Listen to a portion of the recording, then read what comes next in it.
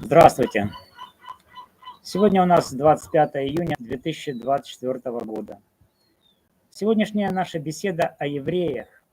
Давайте, друзья, мы с вами честно ответим себе на ряд вопросов.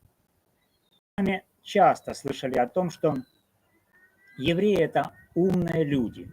О том, что евреи очень умны в связи с тем, что они избраны Богом, и в связи с тем, что у них какая-то особенная родословная. Но как обстоят дела в действительности?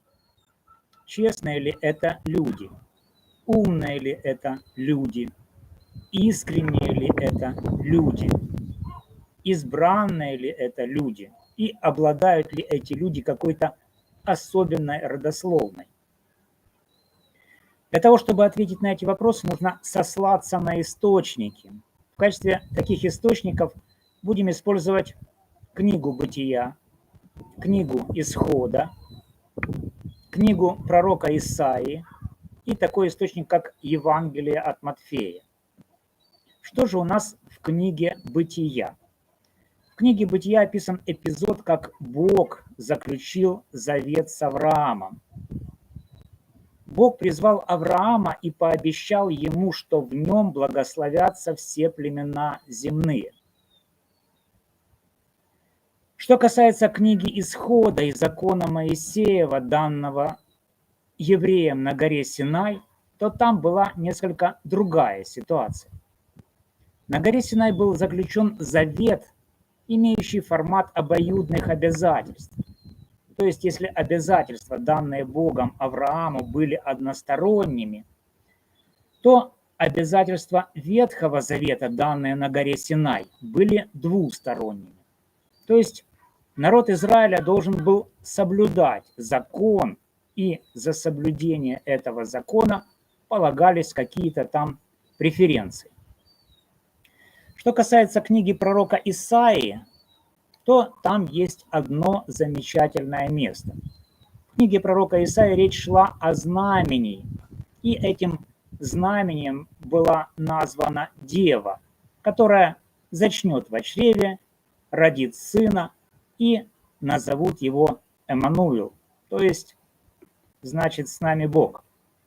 Ну и в конце концов Евангелие от Матфея, где в самом начале приведена книга родства или родословная Иисуса Христа.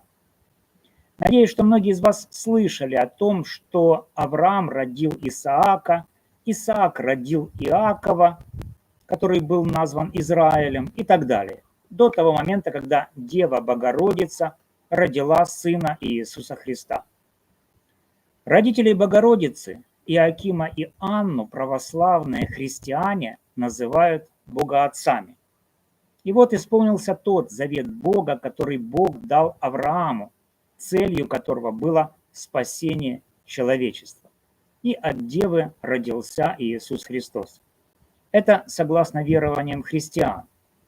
Что касается верований евреев и их избранности, которой они так гордятся, на самом деле создается такое впечатление, что они то ли себя обманывают, то ли скрывают правду от других, то ли сами хотят себя обмануть и поэтому усиленно скрывают правду, которая, в общем-то, на сегодня уже вполне очевидна.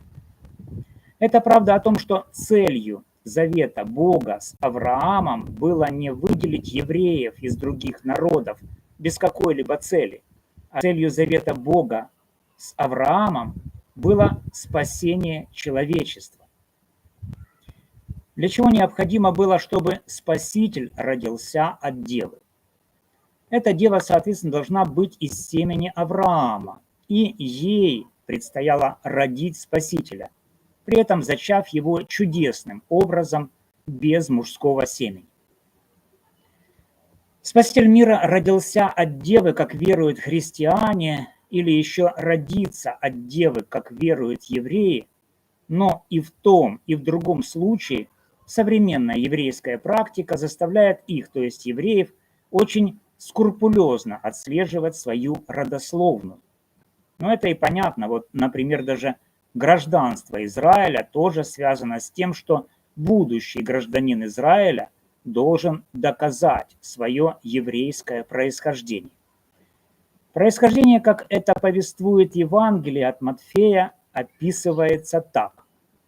Авраам родил Исаака, Исаак родил Иакова и так далее, но если Авраам родил Исаака, то тогда нужно понимать, что к Исааку перешла только мужская хромосома Авраама, а женская хромосома Исаака получена Исааком не от Авраама, а от Сары.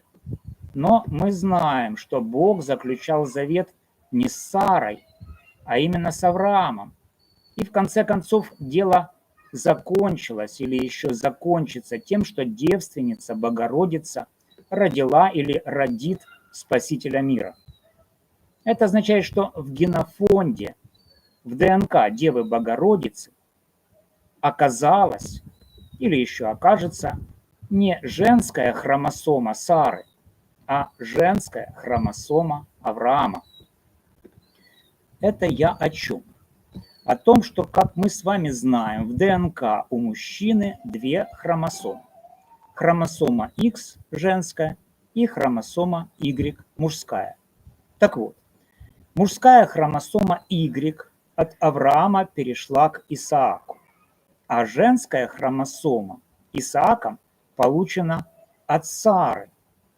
Но на самом же деле завет Богом был заключен не с Сарой, а с Авраамом.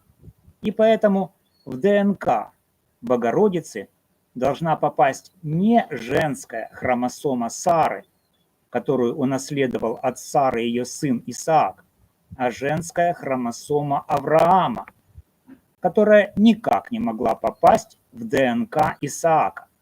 Конечно, если только Исаак, как это утверждает Священное Писание, не женщина, а мужчина. Для того, чтобы женская хромосома Авраама, передавшаяся от Авраама к Богородице, попала к Богородице, необходимо, чтобы у Авраама родилась дочь, о которой Священное Писание почему-то умалчивает. Поэтому родовое древо исполнения завета Бога с Авраамом следует отслеживать не так, как это делают сейчас евреи по мужской линии, то есть Авраам родил Исаака, Исаак родил Иакова и так далее. Не так, как описано это в книге «Родства Иисуса Христа» в Евангелии от Матфея, а нужно отслеживать движение женской X-хромосомы Авраама, которая могла попасть в ДНК Богородицы, единственно только через дочь Авраама, и уже от дочери Авраама перекочевать в потомство этой дочери Авраама. Там уже, то есть в потомстве дочери Авраама, для передачи женской хромосомы Авраама потомству его дочери, пол ребенка, мужской или женский, значения не имеет. Но в любом случае именно дочь, а не сын Авраама, должна была продолжить род Авраама для того, чтобы завет Бога с Авраамом исполнился, и от девы родился Спаситель. Независимо от того, веришь ли ты в то, что Спаситель уже родился, или в то, что он еще родится, все равно отслеживать родословную нужно не по мужской линии, как это сейчас делают евреи, доказывая свое еврейство.